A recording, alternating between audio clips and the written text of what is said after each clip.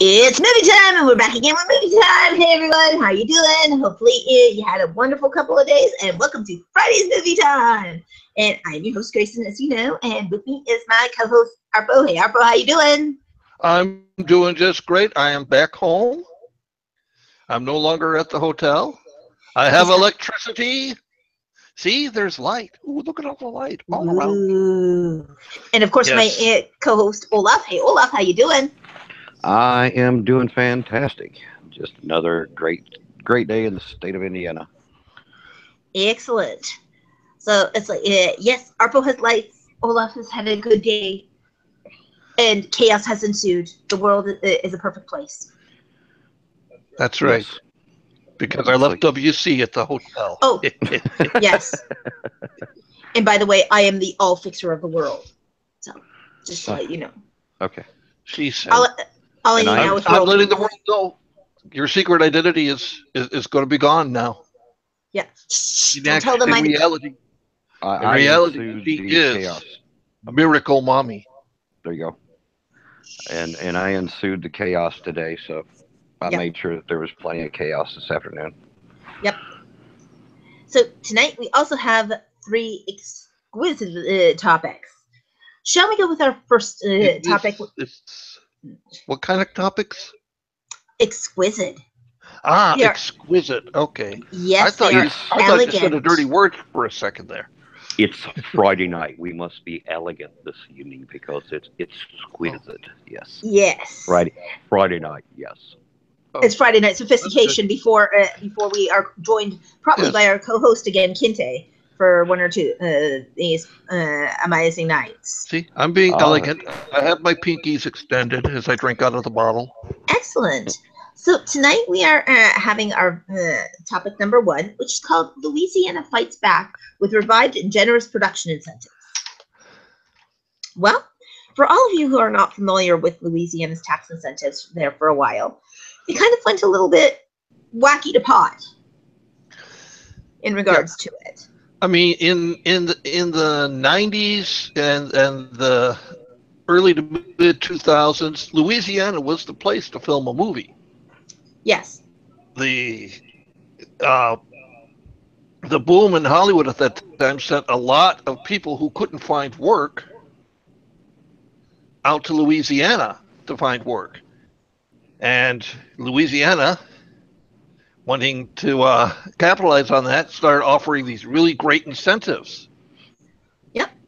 Well, one of the things that was really cool is that at one point in time, they were even offering, tax plan offers of like 25 to 40% and partially refundable tax credits, as well as so at that point in time, it's like, and it basically imploded the system because it wasn't as efficient as it is today. So now they are on a fight back.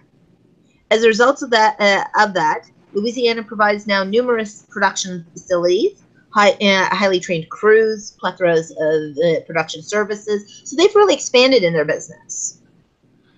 Basically, it's like what they've done is over the years, during California's runway production period, they were probably one of the places that it ran away to. That Toronto, when Toronto used to actually have good incentives, and as well as also a few other places. So basically, they've now revised this tax system.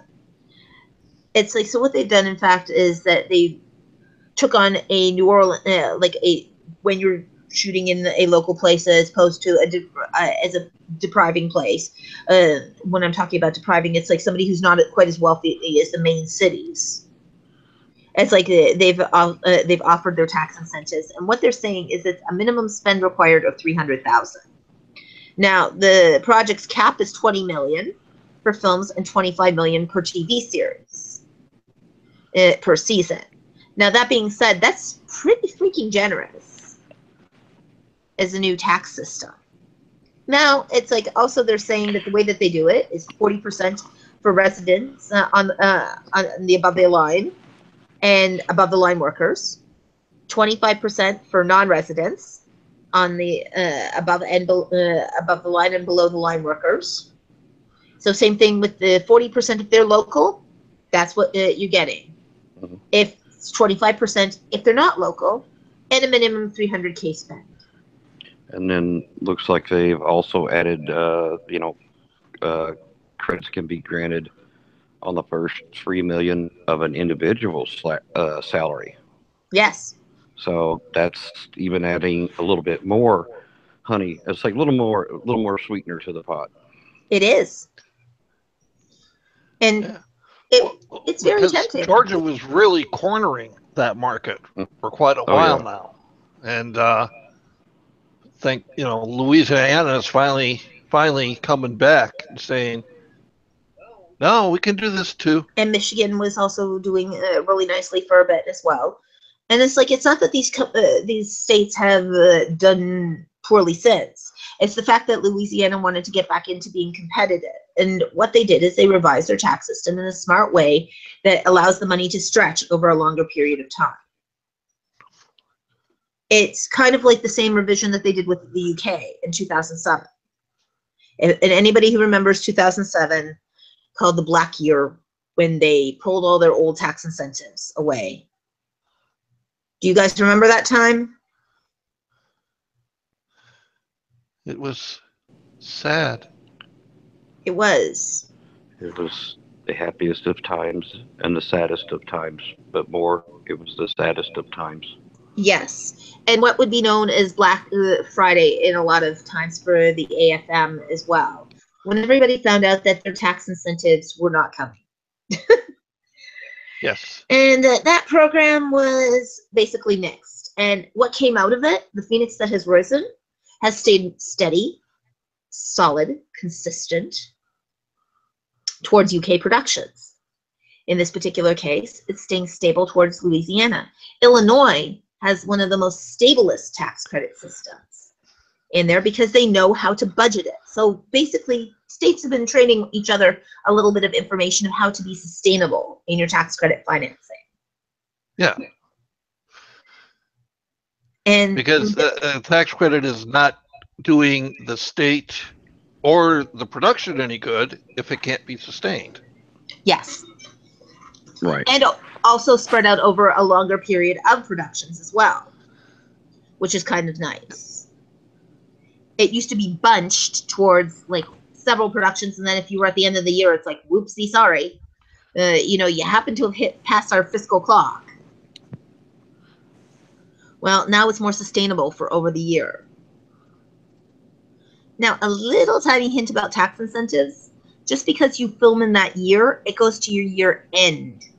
So if your film ends December 31st, unfortunately, you're going to get your tax credit in the next year. And we're not talking about like if it ends in 2017, sometimes it'll be up to 2019. If it ends January 1st, 2018, it wouldn't be till 2019. Or the same thing, it's like till the end of the year in terms of your tax incentives with a lot of places. I'm not sure with Louisiana, but it really is all worth checking out, state to state to state, what the rules are. Yeah, but the reason they do that is because they do have a cap that they have on how much they can pay out in incentives. Yes. So, like in New York, for example, if you're filming a $100 million film there, okay? I'm doing this just to make the math easy. All right, they have 25% tax incentive. 30. So you're supposed to get $25 million back. Mm-hmm. Well, that might not be in the budget for this year, depending on how many movies were filmed there. So what goes on the budget for next year? And also, I know New York has said that if a certain amount, I forget off the top of my head what that amount was. Now I've got it. Well, I got it all in those notes that I made for you and Catherine. Yeah. But if it goes, over a certain amount, then they can do it in installments over a period of years. Yeah, and it's like what it is that it's meant to be dividing the funds out amongst various productions so that a production, if they've had 20 productions that have happened in that particular year, every one of the 20 gets something, as opposed to somebody getting it all and the other one's going, meh, sorry, you're SOL. And it is 30% in New York as well as 30% in Chicago. So yes, it's like in terms of that, with tax credits, it's like, again, the same thing. You know, it's like they're spreading it all out. So this is awesome. It's like, yes, thank you, Arpo, for letting us know that too, because it's like, oh my God, would you not want to have like that, your percentage, a little bit of something as opposed to a lot of nothing? Yeah, the saying goes, Definitely. bird in the hand's worth two in the bush. Mm-hmm. So better to get a little bit than get, like you say, get a little bit instead of get nothing. And just to show that nobody's perfect, Yep. the article that this particular discussion is based on was in Variety. Yes. The last paragraph of the article: recent Louisiana productions include Baby Driver, American Made, Girls Trip, Logan, Kidnap, Bad Moms, and the TV shows Scream and The Originals. Wow. Yeah. Nice. Except, under the comments here, as much as we in Louisiana would like to take credit for Baby Driver, it was filmed in Atlanta. Yes. Perhaps you can replace it in the list with the Free State of Jones, which filmed entirely in Louisiana. Mm-hmm. Similarly, while The Originals is set in New Orleans, it films primarily in Atlanta. Oops. Among the two films in Louisiana include Queen Sugar, Claus, and of course NCIS New Orleans. Yes. And someone else added, yeah, they totally dropped the ball, and Scream just moved to Atlanta. Mm-hmm. So, you know, anybody can make a mistake, even as Yes. respectable of a journal as Variety. You know what? It's like if they didn't make a mistake, what would happen? You know, it's like then we would have, you know, nothing to be able to comment about on this article, other than going, wow, oh my God. Yeah. What an awesome tax incentive. Yes. And that's when our fan mail would blow up, because when we say, hey, if we got something wrong, let us know, everybody be going, hey. Yes, and once again, we are still saying that. Come on, fans. It's like, you know where you are. You want to join us again. And now that we're starting our brand new season, yes, it is. Look at us. I don't think we ever wrapped the other season, did we? No, we didn't. Okay. We just kind of ran season 5 into season 6. There you go. See, so you're getting the best of both worlds. So that makes it season 56. There we go. Yes. We just gained 50 seasons real quick. Woo. Feel free to say ooh and ah. Ooh. Ah. Oh. Yes. And again, if you guys find that this is very useful information, please feel free to send us fan letters. Of course, we do read them on the air. Including also, it's like, I do believe that we did have a comment on here not too long ago from one of our fans, telling us a little bit about some of our recommended sites and about JCTV for those people who don't know. And it's like, you know, Way to Go is the new one. New from our Way Down We Go. And it's like, also, you know, it's like words can inspire the world. So you might want to look in terms of certain little interesting things. So there you go. Thank you, fans, for who have said that. And yes, it's like we would love to hear more from you. What we're doing right, what we're doing wrong, what you like and what you don't. Which brings us to an exciting topic number 2. All about TIFF. How many of us are familiar with TIFF? Hands up. Hands up. Excellent. All righty. So all of us are familiar with TIFF. Now, TIFF used to be a huge place to be, much like the AFM and other festivals. We're not saying that TIFF is dying at all. What Variety is. Yeah, but Variety is. Well, no, we cannot say that. It's saying in the article, to be fair, why the Toronto Film Festival felt smaller than ever. Now, I can give you a little bit of an insight into this before we even talk about this this article. Being a familiar person, have you been to TIFF, Arpo? I've never been to it, no. How about you, Olaf?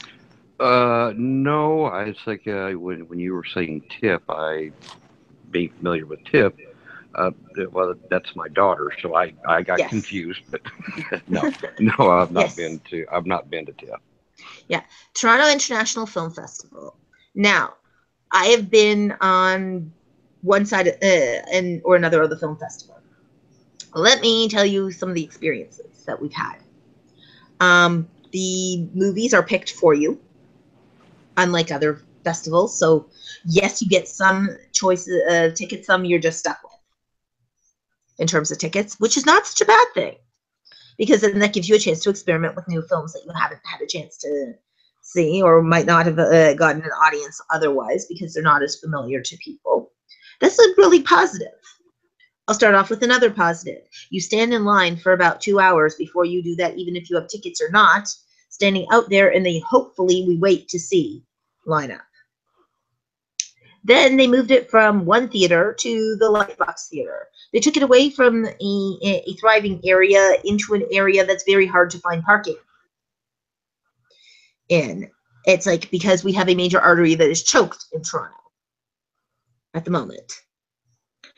At the time during that, it's like you're not allowed to, it's like unless of course you are part of the festival passes, seeing the press releases and stuff like that, you pretty much see it on a monitor.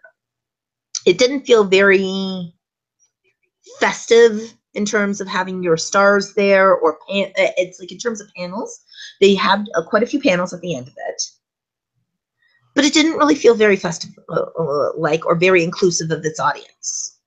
And I believe that the reason why it is sank over the years in terms of attendance is it feels very cold and impersonal. It is probably one of the most impersonal ones. It's like they don't even make an effort to even try and include the community around them with this. It's like, I'm not talking about sponsors. So please, ladies and gentlemen, if you're going to talk about, oh yeah, well, there's plenty of sponsors for this and et cetera, that is not where we are going with this. We are going with the fact that it's like they do not try and include their film audience with this. In terms of if you are not a known talent there, they don't run it like they run Sundance. They don't run it like they run other festivals.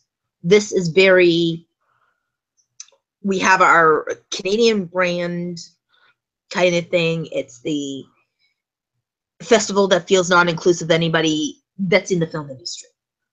And then you're told, of course, by Cavco, all of the wonderful things that you can't do because you come from a different country and that your points don't count. So during the film festival, it's like it is probably, like I said, the coldest, least inclusive festival on the circuit. They make other festivals feel like warm and fuzzy adventures.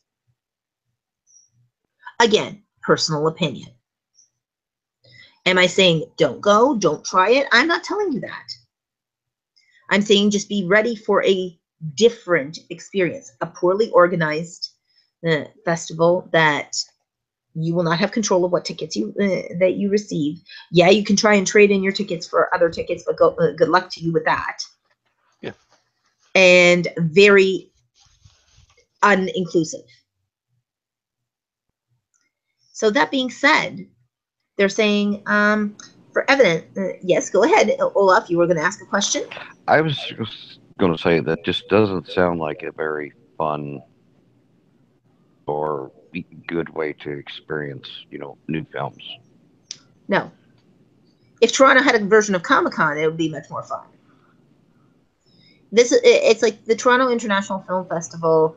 They put the actors on the red carpet. I am not saying they don't, but it doesn't really feel, as I said, it feels cold and impersonal. Unlike with a lot of other film festivals, where at least you're feeling like a part of it. Hey, I get to go around the booths, talk to people, deal with tickets.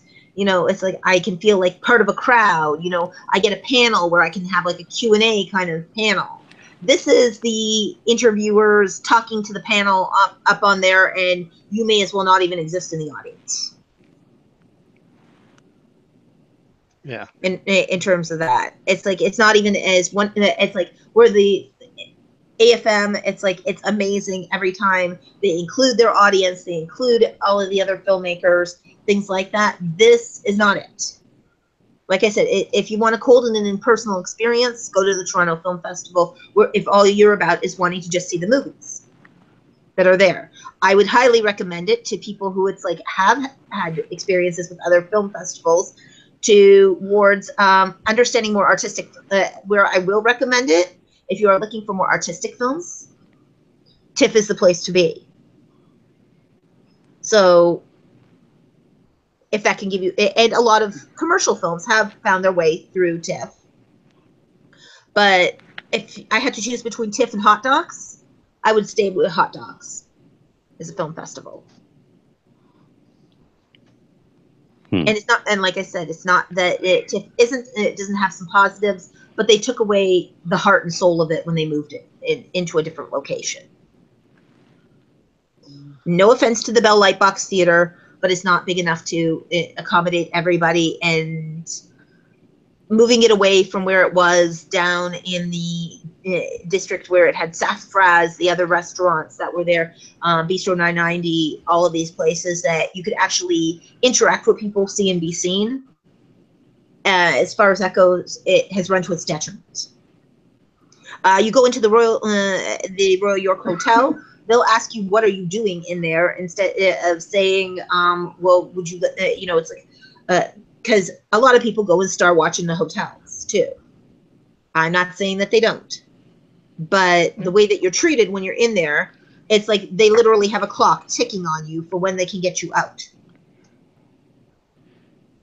If you actually bought anything. If you didn't buy anything, they're like, you can't be in here, get out. Don't care if you want to see any of the press conferences or meet and greets with stars or anything like that. No, you get out. So with such warm and fuzzies as they give, it's a really inclusive experience, I believe. Not. Seems to be kind of a kiss of death for some movies too. Yes. So that. Let's take the most notable deal at this year's Toronto. Absolutely. I, Tonya premiered to strong reviews for Margot Robbie as the 90s Olympic figure skater. Didn't make its sale any easier. Forget about all night bidding. The producers decided not to go with an offer from Netflix because they wanted their film to play on the big screen. But they couldn't drive up the offers from traditional theatrical distributors high enough. Yes. CBS Films, which had agreed to pay $6 million sight unseen for the movie, reached $2 million after attending the premiere at the Toronto Film Festival, according to knowledgeable sources. Yes. In the end, Neon and 30 West bought the film for $5 million, giving the movie distributors a higher profile after they locked up one of the buzzier titles looking for a home. But it wasn't all champagne popping for the film's producers. Consider this. I, Tonya, lost $1 million to market instead of locking in an earlier deal. So what are the things that also we get from that? First of all, the story itself, interesting story, but they killed their own deal. Yeah. Which comes into the world of, as the distributor, really killing your own deal is not a good thing. So it's all it's like basically it's a 255 feature films on the red carpet. Yes, you have a lot of stars that do come, and you can star watch if you go to some of these nicer places. But by putting it in the Bell Lightbox, they really put it to its detriment. Also, what was said this year is many buyers have bitterly complained that there has been nothing worth spending money on. Well, too many movies unfurled and with little fanfare.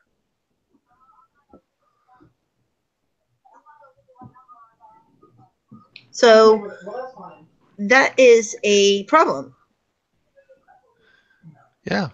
It really does sound like just not a fun way to go. And here's another fun one. This has become a recurring trend in the last 3-4 years of the festival. And that's something that should be very, very eye-opening to the audience. So, what's your thoughts on that one, Olaf? It I've not been to TIFF, and it doesn't sound like I'm going to make an effort to go to TIFF. Just doesn't sound like a good way.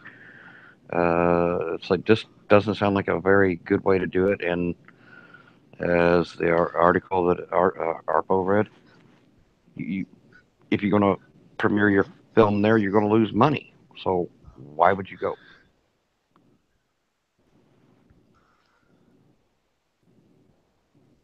Yeah. Something else, Yes. some other stuff too. Some things that that Grayson Yes. didn't mention is that they overbooked the theaters. Yes. So movies were starting 35 to 40 minutes late, which meant the next audience for the next movie was stuck and then had to wait for everybody to leave the theater and then they could go in, which made the movies run even later. Mm-hmm. They hear that at a screening of The Shape of Water, which was 25 minutes late at the Elgin Theater, the ushers made the inexplicable decision of bringing in a long parade of standby patrons without a clear place for them to sit. Yes. For the next 20 minutes after the movie had started, there were crowds of stray people shuffling up and down the aisles, accompanied by flashlight-toting chaperones. Great. Again, a warm and fuzzy feeling after you paid money for a ticket. That you may You're not trying see to the movie. concentrate on what is supposed to be, the horror movie of the fall, and you've got all these people milling all around you looking for seats after the movie had already started. Because that's always warm and fuzzy. Doesn't that scream inviting to you? Well, Oh it does yeah. to me. I mean, it does to me. I mean, they start the movie, and that's what I want to see is a bunch of people with flashlights and a lot of people moving around and all that, and somebody going, "Hey, move over! You got an extra seat." Yeah, that's what I want. Hey, I would pay good money just to be interrupted into a movie, during a movie. Yeah. And lack of big ticket sales just isn't a question of quality.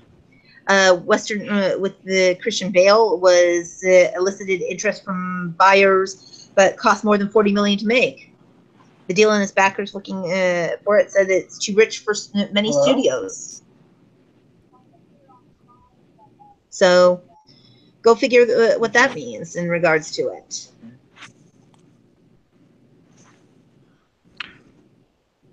I would just I go back to my original statement is I don't think I will be going there. Are you sure? It's so much fun.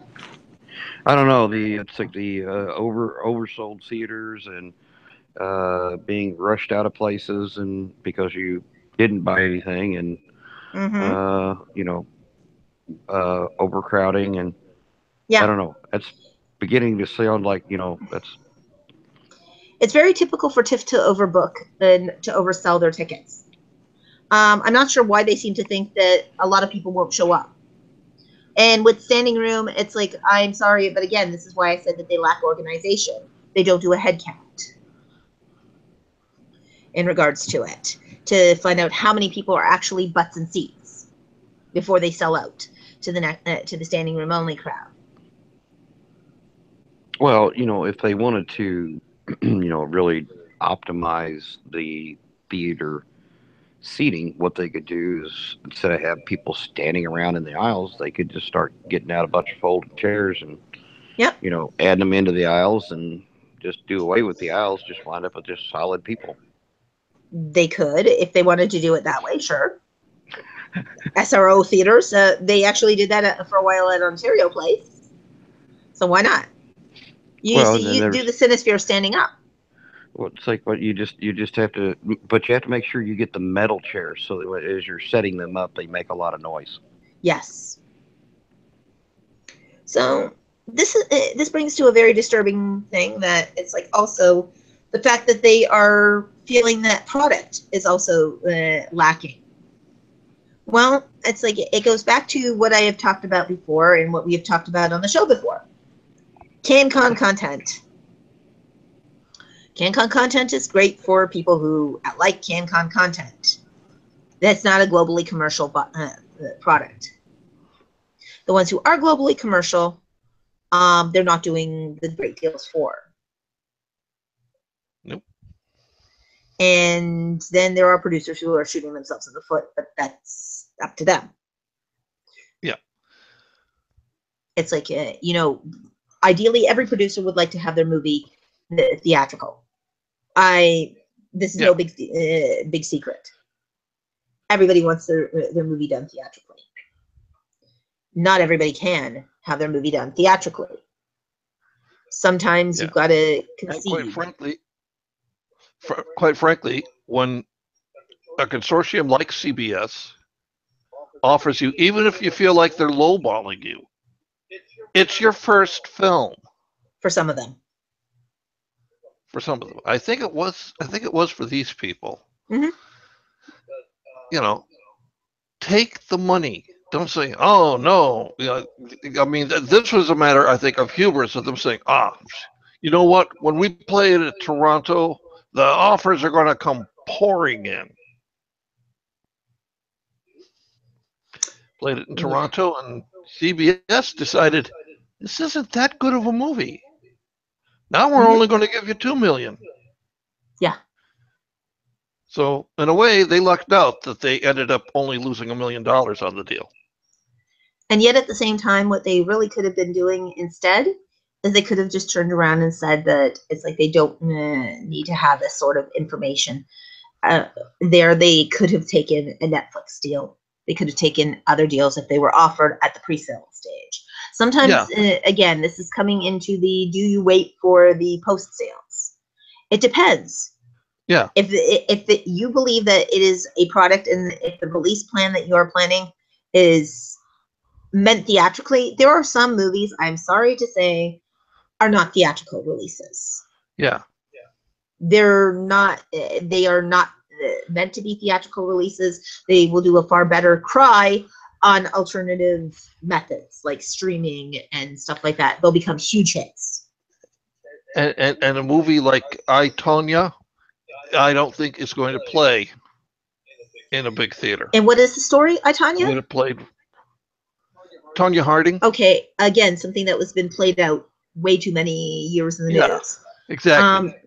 Those who remember 92 may want to see it, but it was kind of like, okay, we heard it on the news far too long for all of us who watch figure skating. We were like, oh my God, OMG. They even had a reunion there 10 years later where she talked about, I am so sorry this happened and blah, blah, blah. And that they hugged it out kind of thing. It's like, do I forgive you? I don't know if karma at the Olympics, though.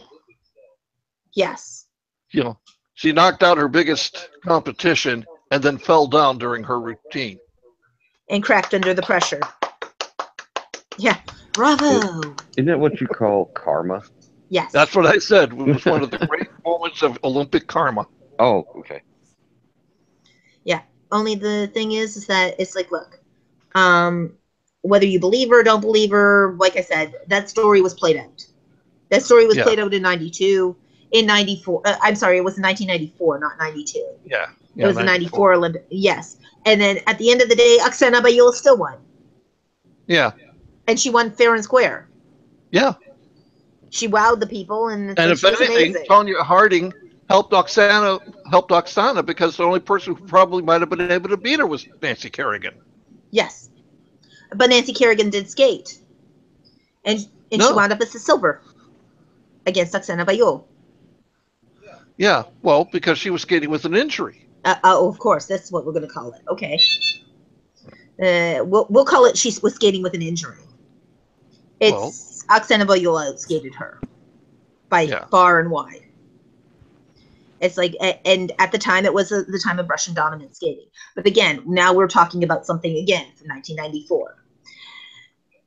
It's like we've got a wonderful set of Olympic figure skaters now that are like competing equally with the world. It's like 2017 the Olympics is going to be 2018 Olympics is going to be like amazing. I'm sure. Yeah. Yeah, it's going to be. I think we're going to regain the hold we had in the 60s and 70s. Yes, I'm sure it's going to be as epic as it has been in the past.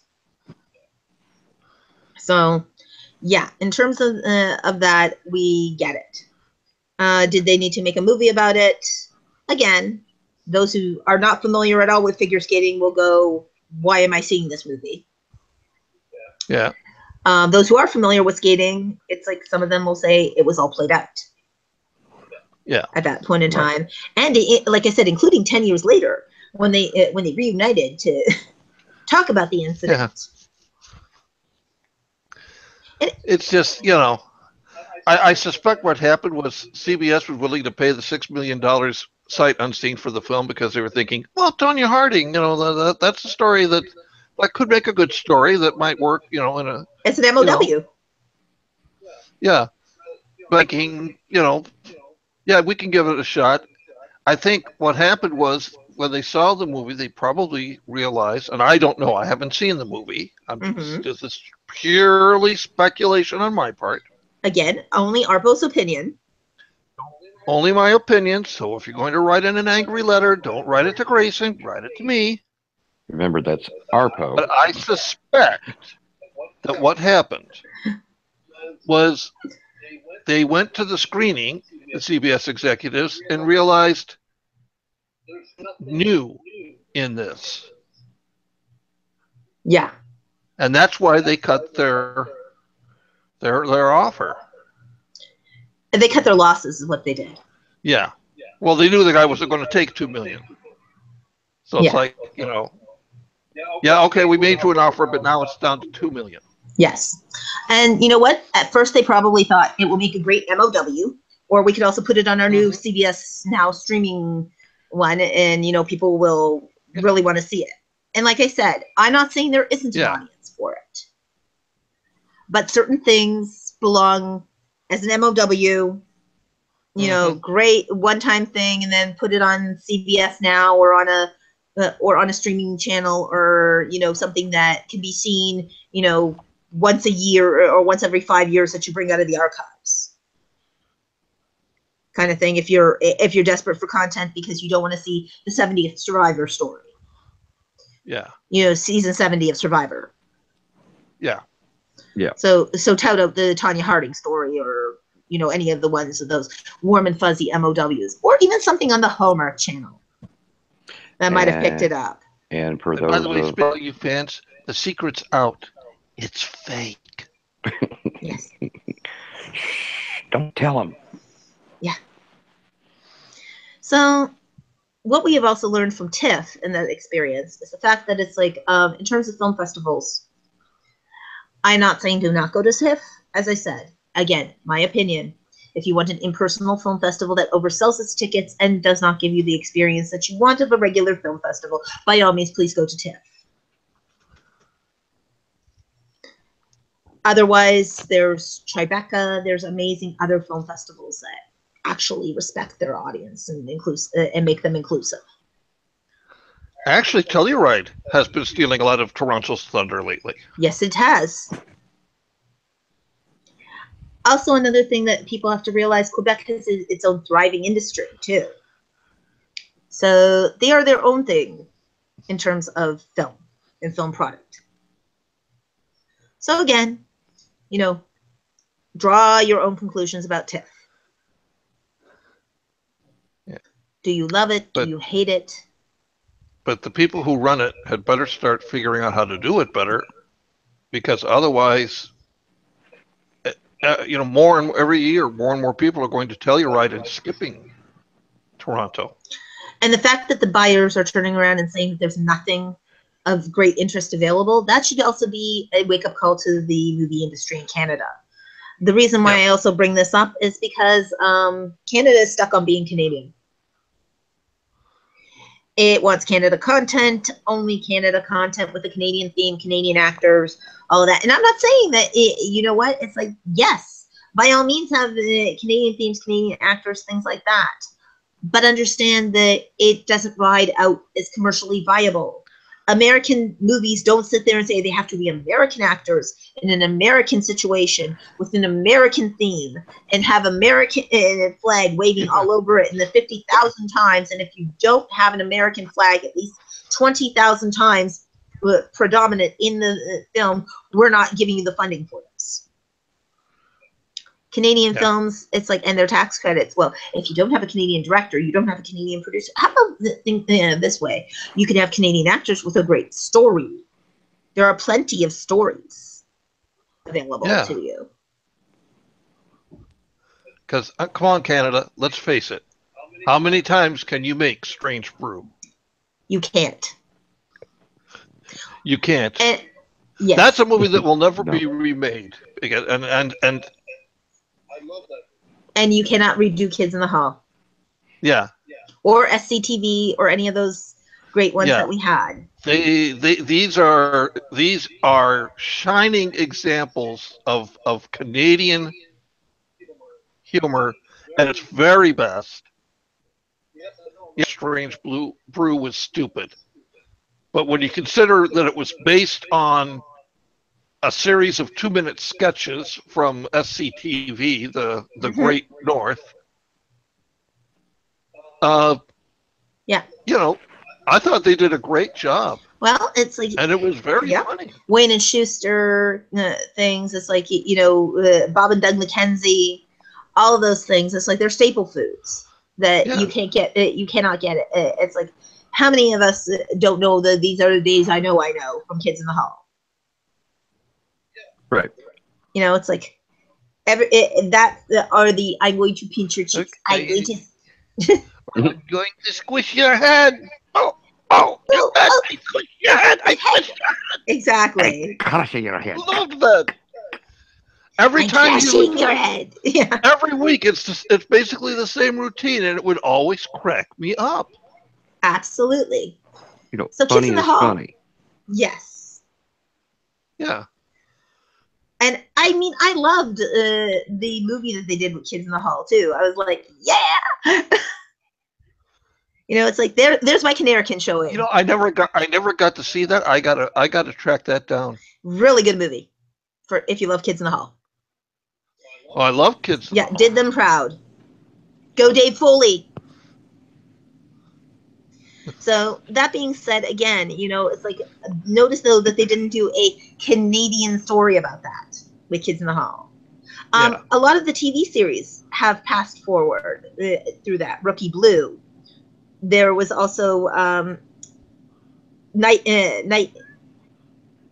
Oh gosh, it's like now my Forever Night was filmed there too. Yeah. Yes. Also, there were quite a few series that have also come through. It's like, again, my brain is Sue Thomas FBI was filmed in Toronto. There were quite a few of them, and again, it was all about the story. Relic Hunter was done there. Traders.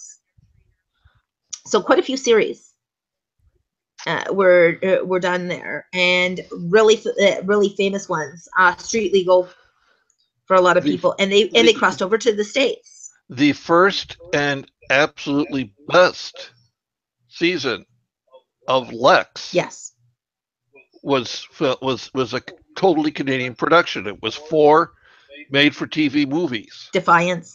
All 4 brilliant, and then Sci-Fi bought the content and got the actors to come and made a series out of it, and it sucked. Yes.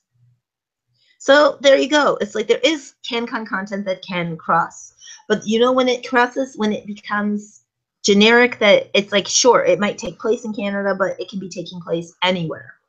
Yeah. And how many times on different series that we did that, it's like had it for a different location, countless. And the Toronto film industry, it's like that's how it will thrive. The problem is that they become so encapsulated into the CanCon content, there is nothing that is left of any external kind of content. Yeah. Talk about shooting yourself in the foot. Yeah. So definitely it's one of those things of that, yeah, you may love the subject. You may want it to be a Canadian subject. Understand that Canada, in terms of identity, has many stories. But not all of them are also Native American stories either. Which seems to be, again, if it doesn't have Graham Greene in it, it doesn't seem to fly anywhere. Yeah. We love you, Graham Greene, but it's like, honestly, it's like, not every story requires you being inclusive. Yes. And we love some of the other ones. Bruce McDonald, you rock, but no, not every movie has to include you.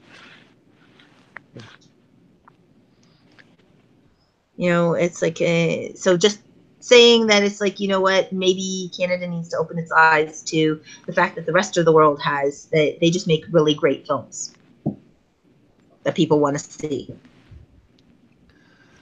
And they seem to be failing on that in recent years. Yes.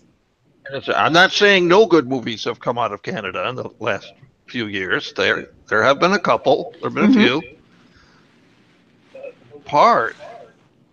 There's nothing that really plays to an American audience. Yep. They don't have a night heat anymore.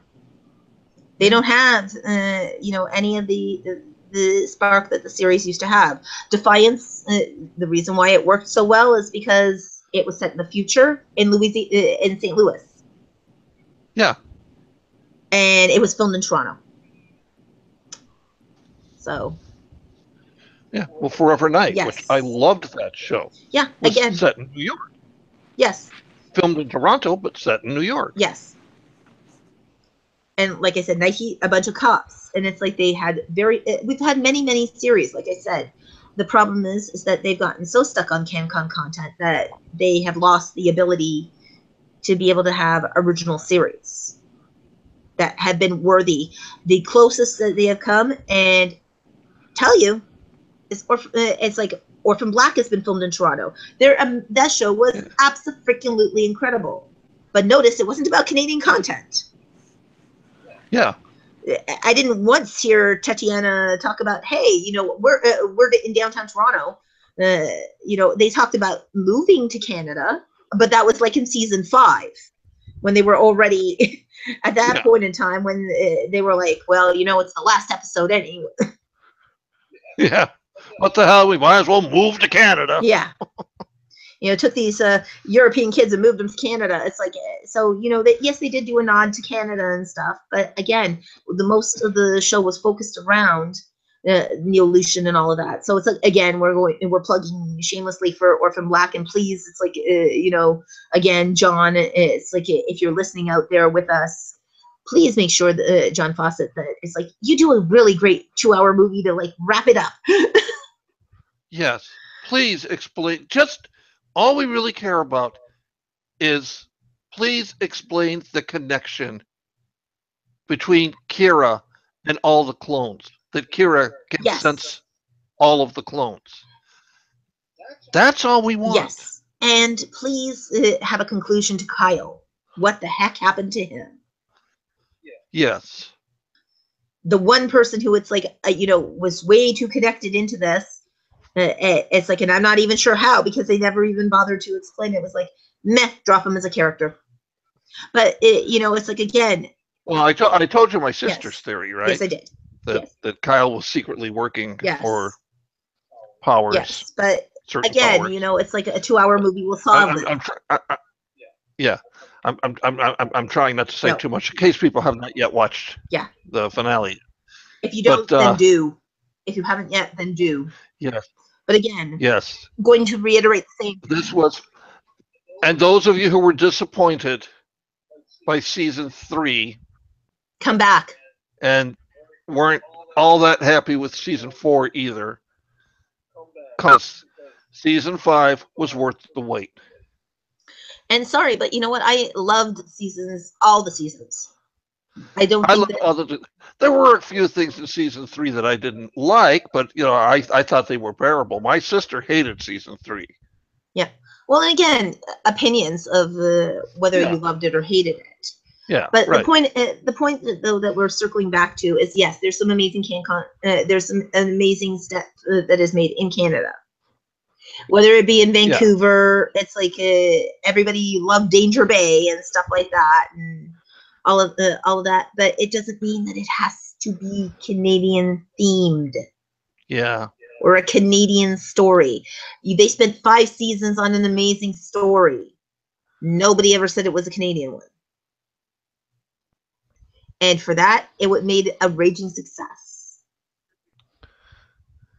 So just as a suggestion, Tiff, if you're looking for Canadian content, maybe start asking people to actually, and Canada, to make content that's actually palatable to a worldwide audience.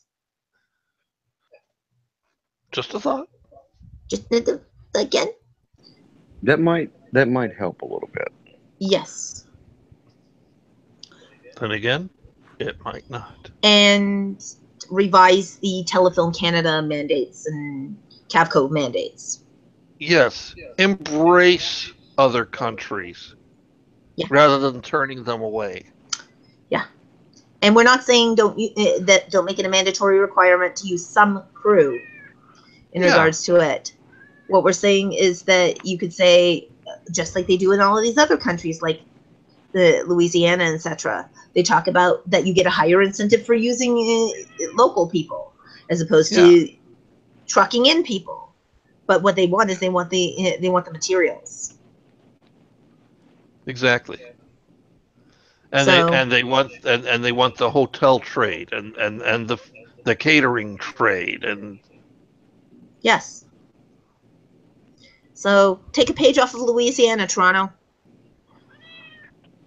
and don't be so exclusive. And take a page off of AFM in terms of a festival that is inclusive of everybody. Now, wouldn't that make it more of an excluding festival instead of an inclusive? It would be an exclusive, inclusive festival. Okay. I can't help but notice that there was these scratching and rustling sounds, and then all of a sudden Olaf sounded like he was speaking from an echo chamber. I don't. Uh-oh. Uh-oh. Too bad now? No, now you're fine. Okay. Okay. So coming back then to our third subject of the night, and it's our final subject, is dealing with portrayals in terms of films of people and situations. Now, this comes from a conversation that is an external conversation of talking about how people are portrayed in film. Whether we glorify certain things or whether we exaggerate too much certain things or we are grossly inaccurate on certain things and other things that we are not grossly inaccurate on. Any thoughts and feelings on this? I don't even know what you just said, so Olaf, go ahead. Yeah, what you said. Lost her. Oh no! Oh, there she's back.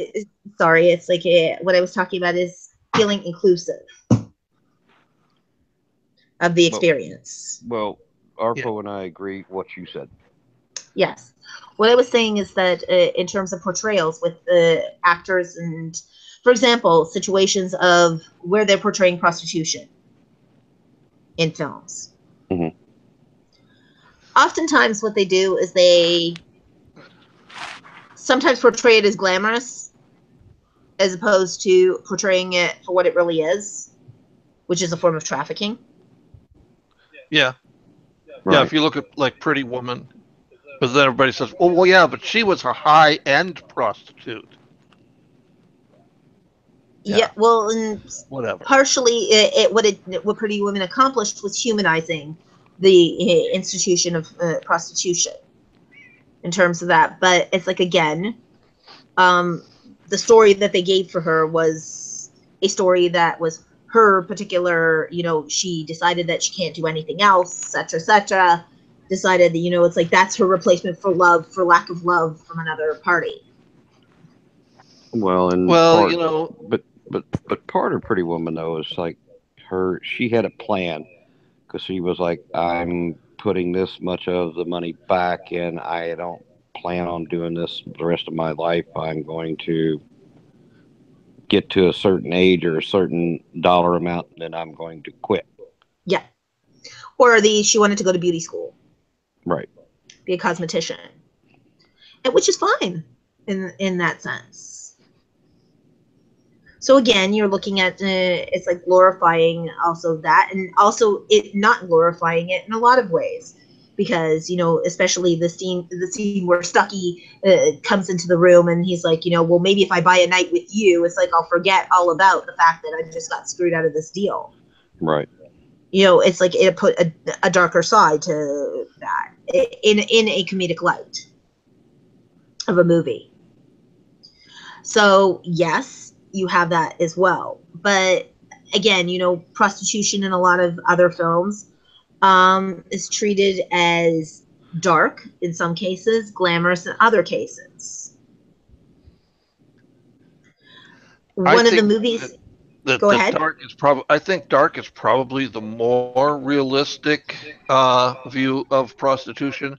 But on the other hand, even when they portray it as dark, they sometimes also portray it as very, very stereotyped. Yes. And that's wrong too. That it's always a smart mouth, sassy black woman, or a foul mouthed, skinny white woman, or a Latino woman, or Latino woman. Right. That's angry at the world. It's very, very characters. Yes. So I don't believe there's much realism in the representation. No. Of prostitution. No, because all of them, like you say, they picked the different ones, and all of them had, were abused by some guy, a family member, an uncle, or whatever. And like I said, so as you were saying, it's just stereotype. Oh, this is what they're all like. Yeah. Yeah. Where some of them, it's like it's not their choice. Right.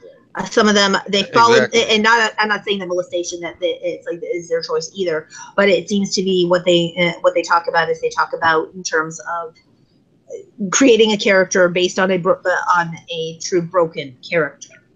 Right, but they don't. Of a human being. But none of them are. It's like, but none of them are ever. But they glamorize it. Yeah, they glamorize it, but they don't ever portray it as like the. In other words, it's the stereotypical. I was, abused by my mother, father, whatever, uncle, aunt, uncle, or whoever. Mm-hmm. But they never have I ever heard one that's like, oh, well, I was, kidnapped at age 12 and made to do this. Yes. And then what they make it sound like is they make it sound like even if they did that, if they were doing it, it's like they're doing it by choice. Yeah. I was molested, therefore it's like I now need to be a prostitute. Right. Yeah. It's like they're making it sound like as though it made a choice as opposed to my mother, father, whoever it was that molested me started selling me off to his friends, the more and more that this happened, I didn't get choice. And every time I've tried to get out or tried to seek out help, something has gone terribly, horribly wrong. That I'm trapped in the life that I'm in, which is a more realistic portrayal. In regards to that. It's like if you're talking about a molestation case, or it's like that, and this is men and women. We're not talking about only one or the other. So what we're talking about is in terms of that. Another thing that is not portrayed very well in film is gross amounts of violence and implausibility. Yes. I love The Expendables, but my God, could we glorify violence much more than that? I'm not sure, because it's like, it's like it gets pretty hairy and crazy. And by the way, I just want to point out that it's not just women prostitutes. Yeah. It's also men. That get male prostitutes as well. Yes. Female strippers. Male strippers. Magic Mike. Mm-hmm. I didn't go see it. My wife went to see it with a bunch of her gal pals. When I was like, so was there even like a plot to this movie? And she said, "Oh yeah, there was a plot. It was a really good story." I tried to watch Magic Mike, and maybe I missed something because I stopped after 30 minutes because every single character was a stereotype. And I said, "There's no way they could make an interesting story out of all these stereotyped characters." Yeah, it's like I saw both Magic Mike and Magic Mike 2, and you mean Magic you're Mike not watching. XXL? Yes, it's like it's as far as that is. It's like it's basically 2 hours of great eye candy. That is the reason why you are watching it. Yes, it's like yes, it does have a plot, but it's kind of like 2 hours of going. It would be like watching 2 hours of striptease or with Demi Moore. Well, now for the listeners for the listeners out there that don't know, I was the one that taught Magic Mike how to do his, to dance. His grind. I taught him how to do all that stuff. Yeah, how to go down on one knee and do the backwards worm. That was you. That's all me. That's my jam, and I showed. They wanted me to do it, but I couldn't do it. So I was busy. So I said, just have him do it. I'll teach him how to do it. So I taught Magic Mike all his Channing moves. Tatum. Yeah, it's like thank you, Olaf, for teaching Channing Tatum how to move. That was, but Olaf, I got to be honest. They only went to you because. Oh crap. Now his name's gone out of my head. Channing Tatum. Farley. Yes. From Saturday Night Live. Chris Farley was not Farley passed away. Yeah, Chris Farley was not available. Yeah, no, they go to him first. And he's the one who taught. He's the one who taught Patrick Swayze how to be a Chippendale. Yes. Again, another 2 people. May they rest in peace. Yes. Both of them. Which we do have an RIP for the end of this show as well. So yes, for those who haven't heard it yet. Yes, and also for those who are unfamiliar, basically what we're talking about when we are looking at the subject of portrayals in film, it's like also there's a lot of stereotypical characters.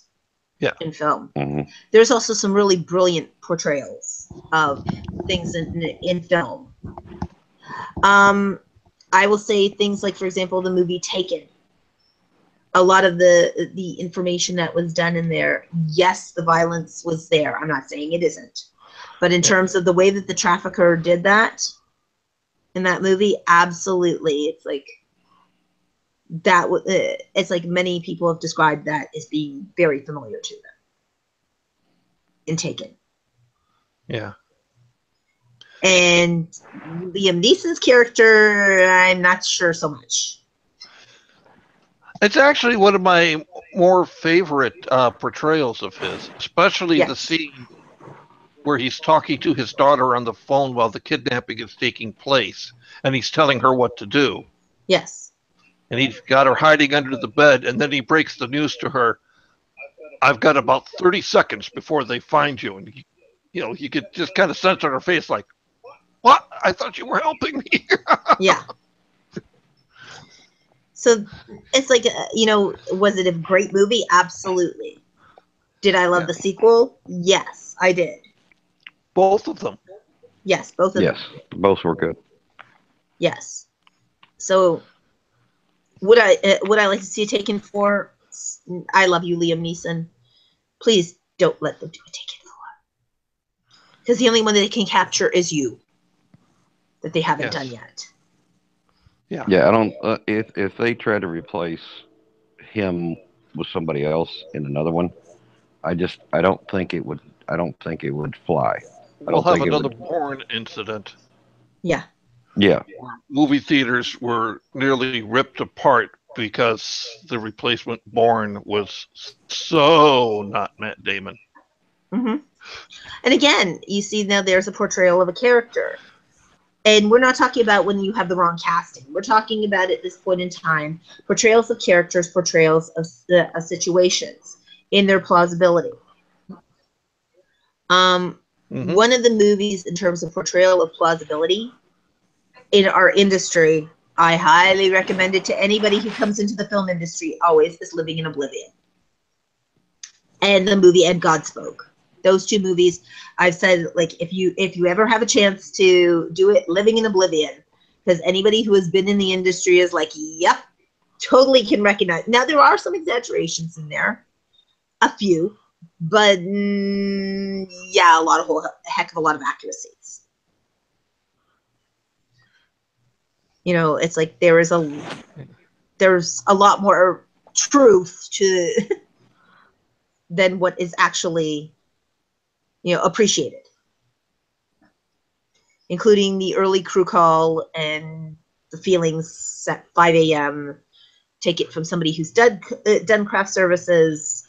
Yeah, that just saying that sometimes you're like, it's 5 o'clock in the morning. These people are coming at 7 o'clock. I had to wake up 3 o'clock in the morning for this. This is 21 days into the shoot of waking up at 3 o'clock in the morning to load the truck to do this. At that point in time, some of the stuff that, and as I said, I'm not going to spoil it for those who haven't seen it. Yeah. Very realistic. You see, my job in the very near future is going to be to rush to the craft services truck and say, coffee now, 3 cups, hurry, get it, hurry up. She'll be mad if you don't do this. Here, please, take. Get. It's not Tim Hortons. Yes. I'm sorry, I specifically said Tim Hortons, not Dunkin' Donut. Tim Horton. But Dunkin' Donuts has the donut with the little handle on it, so you can dunk it all the way into your coffee. Tim Horton. Do they have a donut with a handle on it? Yes. And a hockey player. And a who? I don't believe you. Yes. And a who? And a hockey player. A hockey player. That's who was. And a who? That's who Tim Horton is. That's who Tim Horton is. And it was a who? Yes. That's right. Tim Horton does hear a who. Yes. Very nice. We finally, it took us a second. We finally got it. Yes. Yes, but yet at the same time, again, it's like talking about movies with great portrayals. That it's like in terms of situations that they have, Because I Said So is a really accurate portrayal of a lot of mother-daughter relationships. Mm-hmm. Well, just because you say so doesn't make it right. Exactly. And it's like the 3 daughters go through their whole things. There are quite a few movies that I can label off who do wonderful portrayals of real-life characters that are not stereotypical. many movies that take what are essentially two-dimensional characters, i.e., comic book characters, Yep. and really bring them to life. Yep. And build them in as Mhm. 3-dimensional. Yeah. I'm sorry. I liked Popeye. Mm-hmm. Yeah, I did too. I thought they did a wonderful job of bringing it to life. Oh, Robin Williams was brilliant. As Oh yeah, Popeye. yes, he made a very good Popeye. And Shelley Duvall as Olive Oil. Oh my god. Mhm. Yes. Yeah. In her very skinny days, yes. Yes. She really did look like olive oil. Yes, she did. You know, it's like, and I mean, I saw a stage version of Cinderella with her at the time. Also, not, oh no, that was also Leslie Ann Warren as well. Leslie Ann Warren was another one that was a really great actress in terms of other movies that they had during that time. Also, another one that I would probably say movie that was pretty accurate in terms of there's been some relationship ones that have been pretty accurate.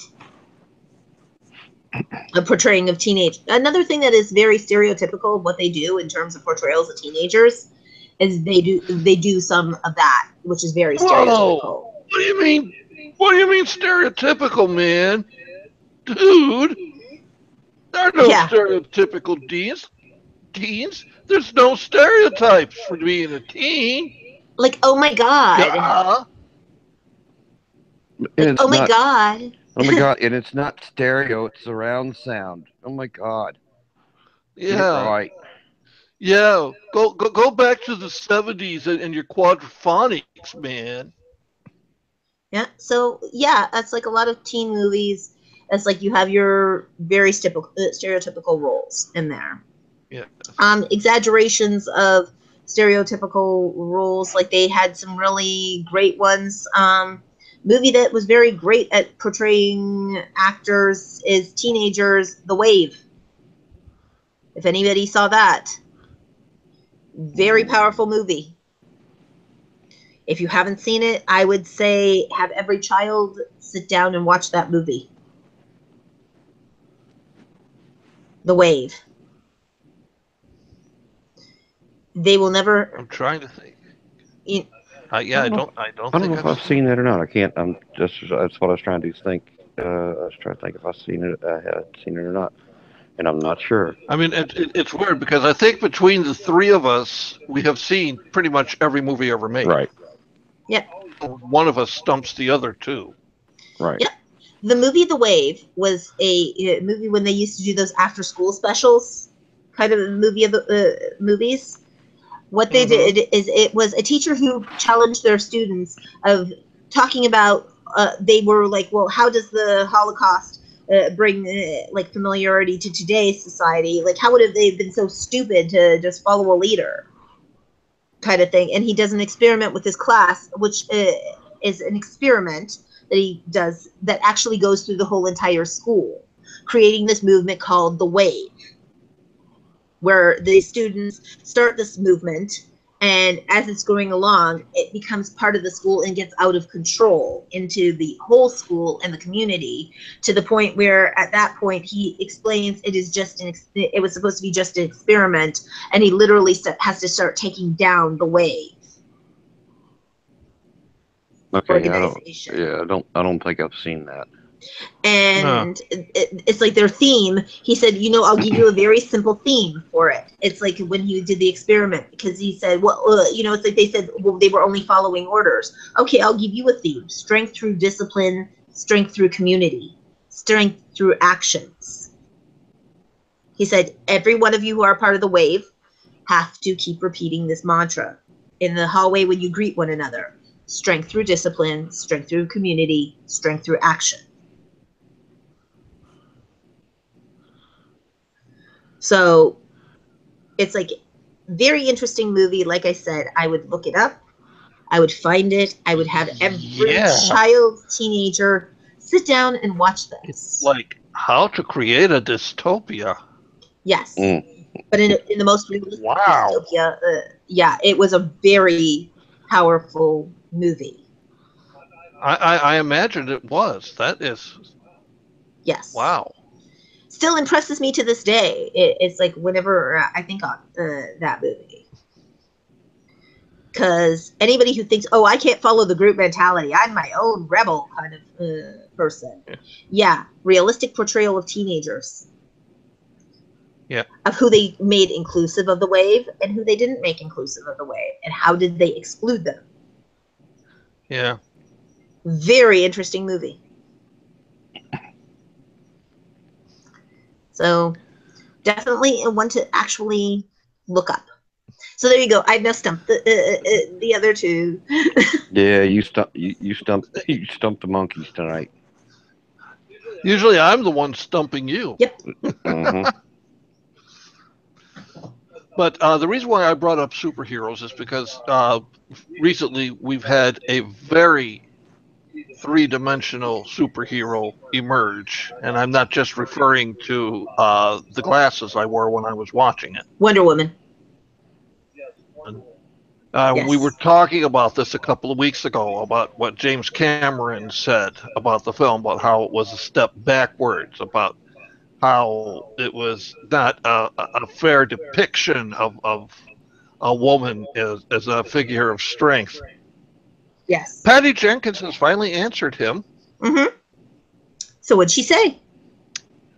She says, James Cameron's inability to understand what Wonder Woman is or stands for to women all over the world is unsurprising, as though he is a great filmmaker, he is not a woman.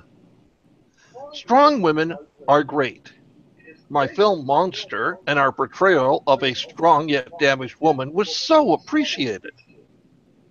Women always have to be hard, tough, and troubled to be strong, and we aren't free to be multidimensional or celebrate an icon of women everywhere because she is attractive and loving, then we haven't come very far, have we?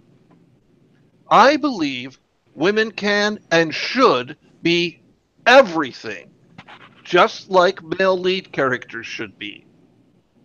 There is no right and wrong kind of powerful woman. And the massive female audience who made the film the hit it is can surely choose and judge their own icons of progress. Yes. There you go. Booyah! Yes. There you go. Whoop, score, direct hit. Whoop, there it is. Yes. And absolutely, 100%. Way to go, Patty Jenkins. I had to bring that up because that was just so brilliantly worded. Yes. That gets a 2 thumbs. A couple of weeks to get it out. Yes. Well, it's great. Go on, Yeah. Olaf. I say that gets 2 thumbs up and a double high five. Yes. Yeah.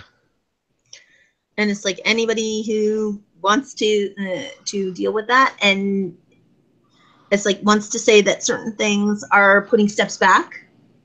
They need to look at the underlying familiarity. Like I said, when we had talked about Wonder Woman to begin with, a lot of us had an image of her as a child. The fact that they added the Greek mythology in made it even more wonderful. Mm-hmm. Well, just the fact that they remembered that Amazons came out of Greek mythology. Exactly. Right. You know, when they did the TV show, they kind of brushed that aside. It was just women. Well, because they didn't have. It's like in the time they thought that women wouldn't be very empowered by the fact that they all came from gods. Yeah. Like, you know, that they were molded out of clay, and that the gods were the ones who helped out with that. It's like, you know, it was just an island of women that they really didn't. It's like, and you know what? Still, the series is brilliant. Everybody judges everybody by Linda Carter's stick, and now they're doing the same thing by Gal Gadot's. Yes. I think Gal Gadot is the first Wonder Woman. I'm sorry to say this, Linda, because you were brilliant. Mm-hmm. But I think she is the first Wonder Woman to surpass Linda Carter's performance. I cannot wait for Wonder Woman Part 2. Mhm. I will put I put them at par, one to the other. And Patty Jenkins has gotten her contract. She will be directing. Yeah, I was gonna say I just saw that. I just saw that where Yes. she will be directing Wonder Woman 2. Hallelujah. Because it's like, if they would have tried for somebody else, they would never have gotten the second brilliant story. Yeah. I shudder to think what Wonder Woman would have looked like if a man had directed it. I would love to be a fly on the wall during the second production and see her exert her true power Yeah. under the director Toolage. Because this time Actually, around, I'm I pretty wanted to sure be. that they're going to give her a better ranking and budget. Yeah, I was going to say I wanted to be a fly on the wall when she was negotiating with them to direct the second movie. Yes. You do know you're going to have to pay me a lot more money now. Mhm. Yeah, that would have been her agent that was like, you know, you really didn't lock up Miss Jenkins after the first one. And, you know, she does come at a more steeper price in this day and age.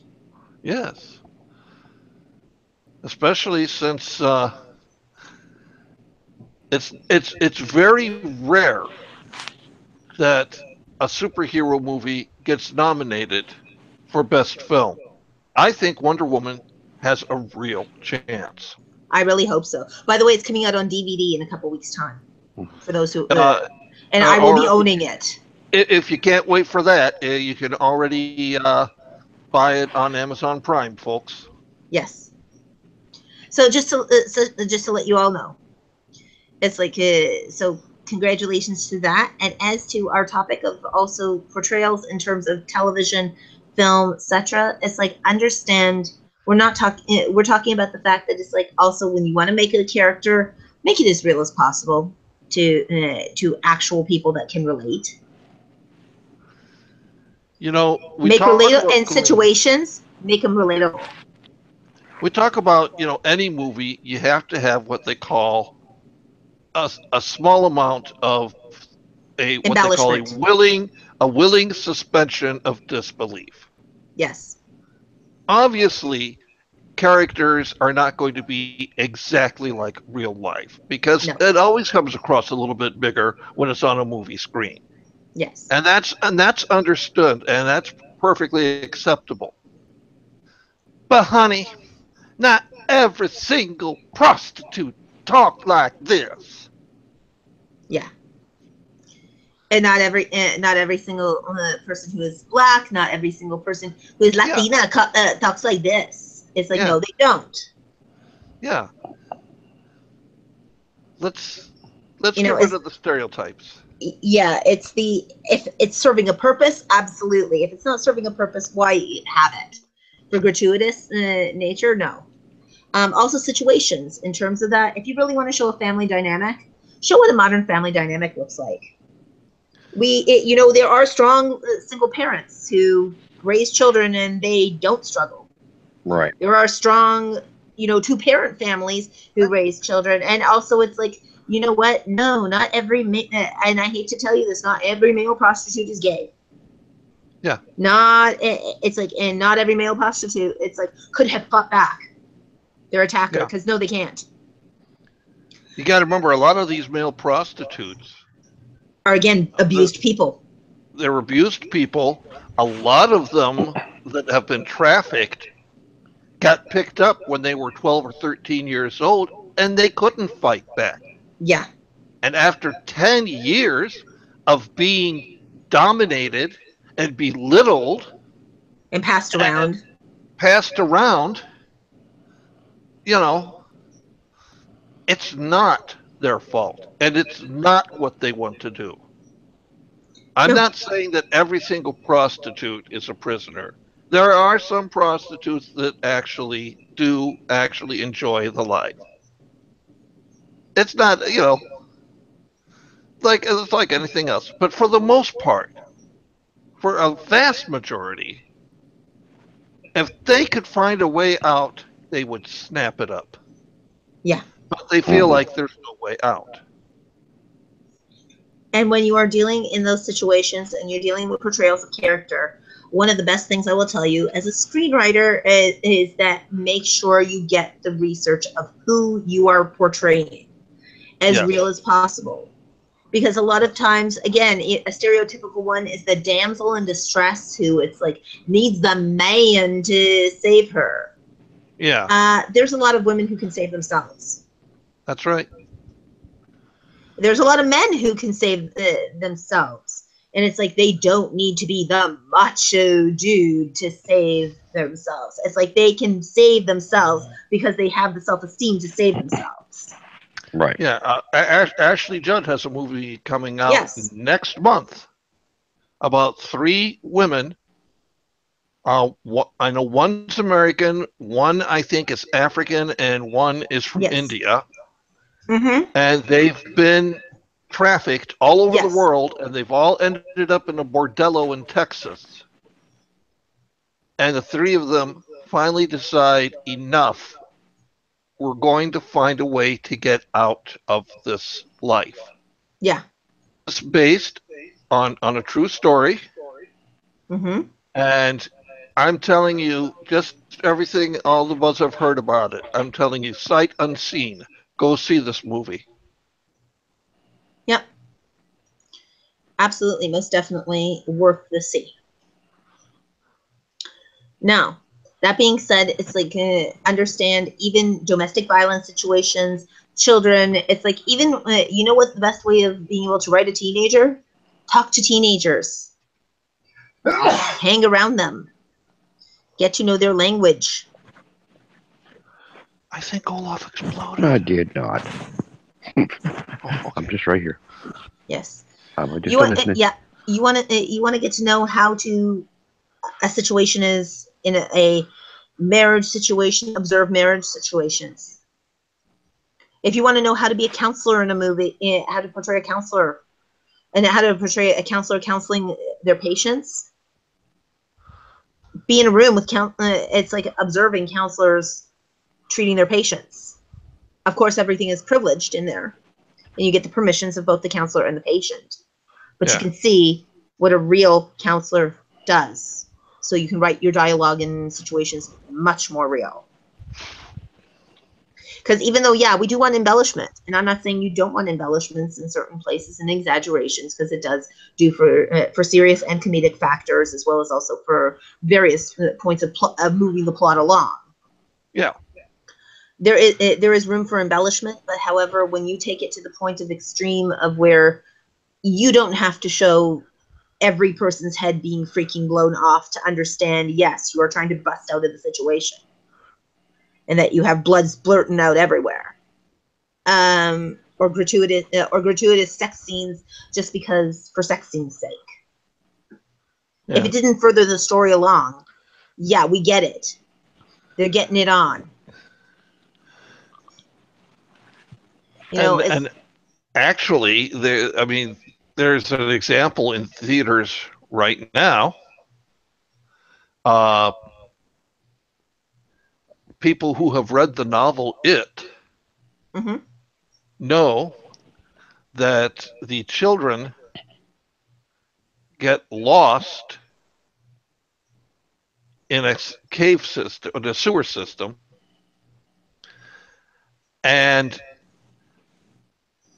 the one girl in the group decides she has to have sex with all of the boys. Now, this may Okay. sound gross and ridiculous, and my God, how could Stephen King write a thing like that? But as he himself said, he really wasn't thinking of it as a sexual scene. It was the passage and bonding of childhood to adulthood, which Mm-hmm. becomes very important in the course of the story. Mm-hmm. Well, you know what they say, how would you have portrayed Lord of the Flies the way that you do? Yeah. If you Right. didn't understand the nuances beneath it. Exactly. And again, it's the understanding, peeling the layers back in terms of situations. It's like there are some great movies that do some great portrayals of real life situations. Others of them, you're sitting there and going, that's not even plausible. Right. But like we said, that's one of the things that that comes forth in this. So that is our episode for tonight. That being said, Olaf, how do we get you on social media? One more comment. Yep. On that. Arpo's got his little announcement. Go for it. Harry Dean Stanton, the actor with the gaunt, bedraggled look who labored in virtual obscurity for decades until a series of roles increased his visibility, including his breakthrough in Wim Wenders' Paris, Texas, died of natural causes today in Los Angeles. He was 91. Rest I in think peace. it was today. It says Friday, so it might have been last week. I'm not sure. No, Friday is today. Yeah, rest in peace.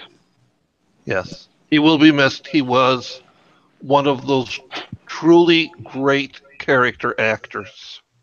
Yes. And when he finally broke through, every movie I have seen him in, he has been absolutely wonderful. Excellent.